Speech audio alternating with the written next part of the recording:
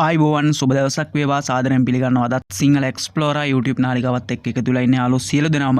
ඉතින් ඔන්න dollar rate එක රුපියල් 300 සීමාව පහු කරගෙන ගියා අද දිනේදී මැද පෙරදිග ඩොලර් එක. ඉතින් ඒ සම්බන්ධයෙන් අලුත් වුණු බලමු තොරතුරු කොහොමද වෙනස් වෙලා තියෙන්නේ කියලා අද දිනේට. ඉතින් Kuwait Saudi Jordan Dubai බහරේන් rate බලන්න රැඳිලා ඉන්න වීඩියෝ එකත් එක්ක. ඉතින් අද දිනය 2025 අප්‍රේල් මාසේ 24 වෙනි බ්‍රහස්පතින්දා දිනය. අද ඔමාන් රියාල් එකක මිල සටහන් වෙනවා රුපියල් 775ක් විදිහට. අද කටාර් රියාල් එක රුපියල් 82යි 736ක් හැටියට ඔන්න සටහන් වෙනවා. ඕස්ට්‍රේලියන් ඩොලරයක් රුපියල් 185යි 793ක් හැටියට තමයි සටහන් වෙලා තියෙන්නේ. ඒ වගේම යුරෝ රේට් එක රුපියල් 333යි 753ක මුදලකට එක්ස්චේන්ජ් කරන්න පුළුවන්.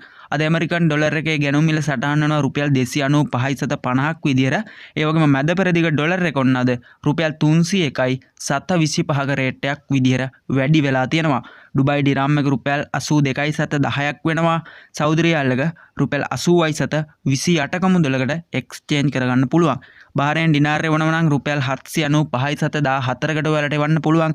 ඒ වගේම කුවේට් දිනාර් එක අල් සජීල් එකෙන් රුපියල් 976යි 780ක රේට් එකක් ඔයාලට ලබා ගන්න පුළුවන්.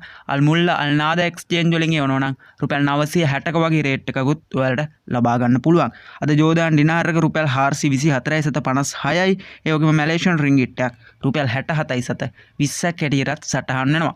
ඉතින් යාළුවනේ අනිවාර්යයෙන්ම මතක් කරනවා channel එක subscribe කරන්න. හැමදාම මැද පෙරදිග පුවත් සහ ඩොලරේ සම්බන්ධ පුවත් දැනගන්න. අද ගිහින් එන්න යාළුවෝ සියලු දෙනාටම ජය වේවා.